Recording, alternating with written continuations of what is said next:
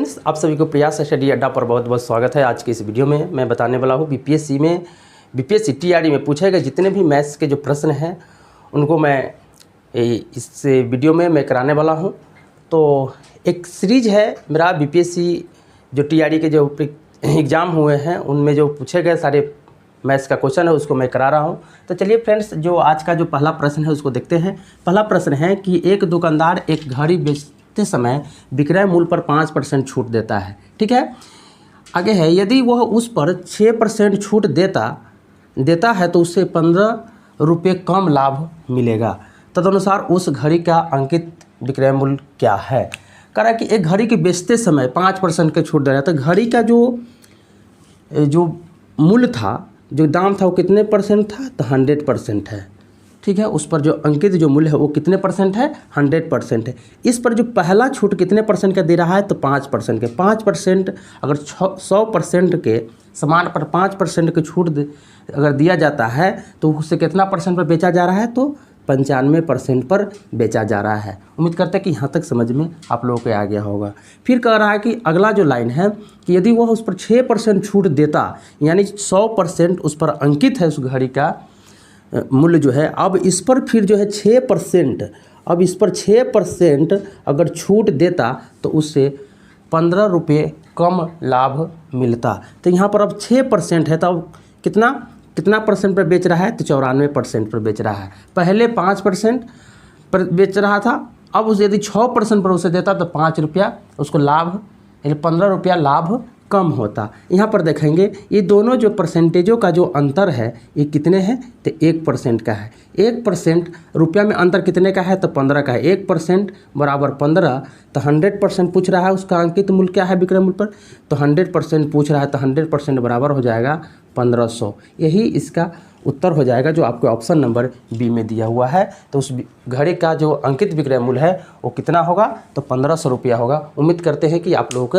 यह समझ में आ गया होगा। तो एक बार नोटबुक में आप लोग इसको नोट डाउन कर लेंगे। वीडियो को पॉज करके बढ़ते हैं अब अगले प्रश्न की ओर। अगला प्रश्न है कि 3 संख्याएं 3:4:5 के अनुपात में है।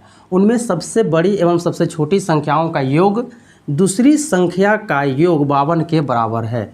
तदनुसार सबसे छोटी संख्या क्या है। बहुत ही साधारण प्रश्न है। इस प्रश्न को एकदम कम समय में कैसे सॉल्व करना है इसको देखना है। 3 संख्याएं का अनुपात दे दिया है, किस अनुपात में, तो 3:4:5 के अनुपात में दिया है। एक चीज़ हम लोग जानते हैं कि संख्याएं अगर अनुपात में दिया गया हो तो अनुपात में किसी भी संख्या का एग्जैक्ट वैल्यू नहीं होता है। तो ये 3 संख्याओं को हम कैसे लिख सकते हैं, तो इसको लिख सकते हैं 3x, 4x और एक तीसरी है जो है वह तीसरी संख्या 5x, इसको लिख सकते हैं। कह रहा है इसमें कि सबसे बड़ी और सबसे छोटी संख्याओं का योग, तो सबसे बड़ी संख्या यहाँ पर गिवन है 5x और सबसे छोटी संख्या है 3x। तो 5x प्लस 3x को ऐड कर लिए।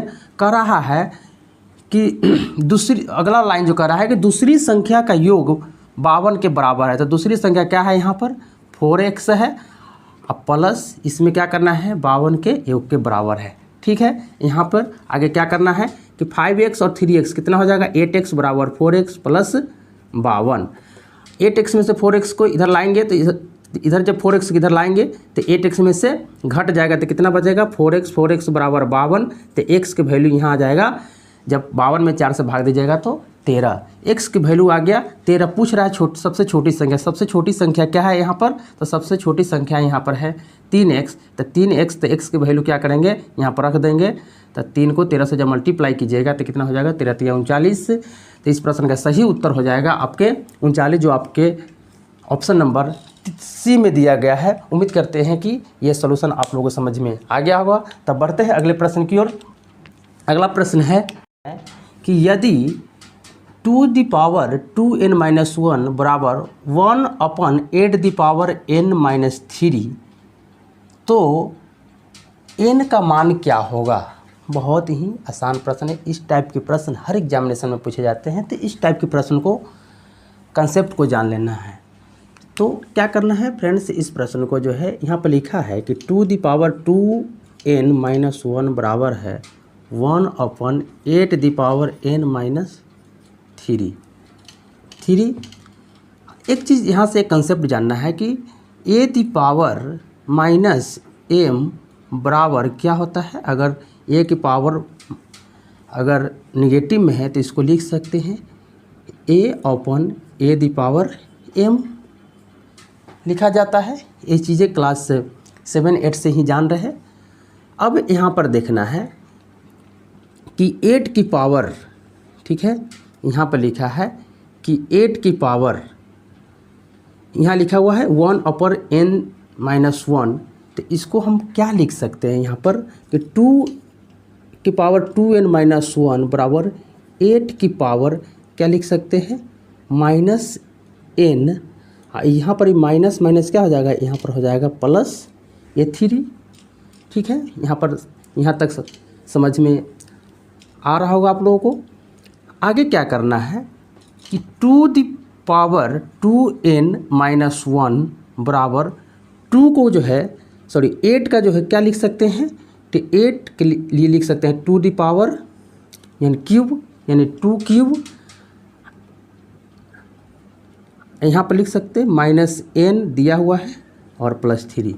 और एक स्टेप और लिखते हैं 2 दी पावर 2n माइनस 1 बराबर हो जाएगा, जब इसको पावर को जब मल्टीप्लाई कीजिएगा तो 2 दी पावर क्या हो जाएगा माइनस 3n, अब प्लस क्या हो जाएगा 3 9 हो जाएगा। ये 2 से ये 2 कट जाएगा, 2n माइनस 1 बराबर हो जाएगा माइनस 3n प्लस 9।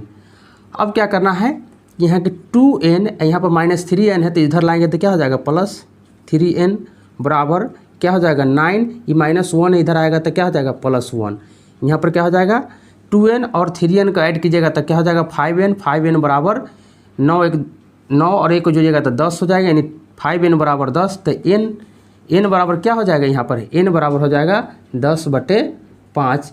5 से 10 कटेगा 2 बार में, यानी n का वैल्यू आ गया 2। आपके ऑप्शन नंबर जो बी में दिया गया हुआ है यही इसका सही उत्तर है। उम्मीद करते हैं कि आप लोगों को ये वीडियो अच्छा लगा होगा। इसके सॉल्यूशन जो भी क्वेश्चन करा है सारे के सॉल्यूशन अच्छा लगा होगा तो एक बार वीडियो को लाइक सब्सक्राइब जरूर कर दीजिएगा, समझ में अगर आया होगा तो। मिलते हैं फिर अगले वीडियो में, आगे जो पूछे गए प्रश्न है उसको लेकर के फिर से मिलेंगे।